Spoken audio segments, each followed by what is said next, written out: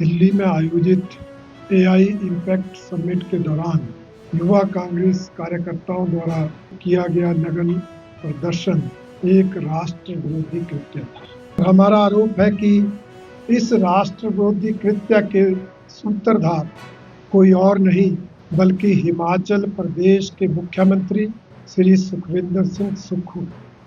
Bharatiya Janata party का मानना है कि दिल्ली में आयोजित एआई इम्पैक्ट समिट के दौरान युवा कांग्रेस कार्यकर्ताओं द्वारा 20 फरवरी 2026 को किया गया नग्न प्रदर्शन एक राष्ट्र विरोधी कृत्य था, क्योंकि उस दौरान दिल्ली में इस समिट में 100 से भी अधिक देशों के प्रतिनिधि भाग ले रहे थे। मेजबानी भारतीय जनता पार्टी नहीं बल्कि भारत सरकार कर रही थी। इसलिए उस प्रदर्शन से भारतीय जनता पार्टी की छवि नहीं बल्कि देश की छवि खराब।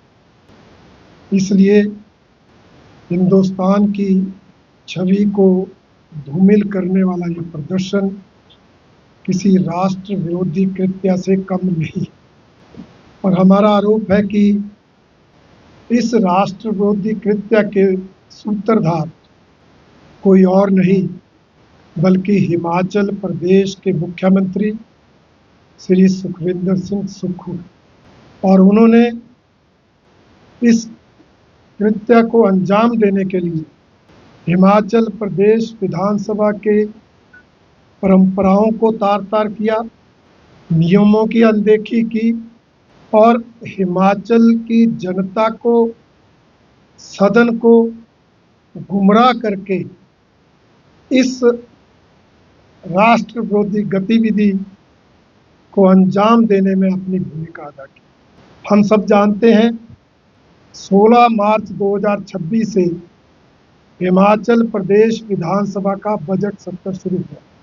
महामहिम राज्यपाल महोदय ने अभिभाषण रखा और नियमों के अनुसार, परंपरा के अनुसार सरकार को उस अभिभाषण पर धन्यवाद प्रस्ताव लाना था और उस धन्यवाद प्रस्ताव पर चर्चा सदन में होनी थी।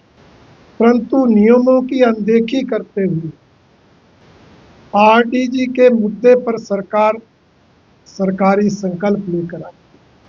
हमारे नेता प्रतिपक्ष द्वारा परंपराओं की, नियमों की याद दिलाने के बावजूद भी सरकार अपने इस फैसले पर अडिग रही। मुख्यमंत्री जी ने सदन में कहा, आज आरडीजी से महत्वपूर्ण मुद्दा कोई नहीं है, प्रदेश हित में है, इसलिए इस पर चर्चा होनी चाहिए। 1 दिन क्या, 2 दिन क्या, चाहे 5 दिन चर्चा हो और वो चर्चा समाप्त होगी तो राज्यपाल अभिभाषण पर धन्यवाद प्रस्ताव ले आएंगे। परंतु आप सबने देखा आरडीजी के मुद्दे पर 3 दिन चर्चा चली। प्रस्ताव पारित हुआ 18 फरवरी को और प्रस्ताव पारित होते ही सदन स्थगित कर दिया गया कि अब मंत्री दिल्ली जाकर इस प्रस्ताव को प्रधानमंत्री जी, वित्त मंत्री जी को सौंपेंगे, आरडी की बहाली की लड़ाई लड़ेंगे। इसलिए सदन को 18 मार्च तक स्थगित कर दिया।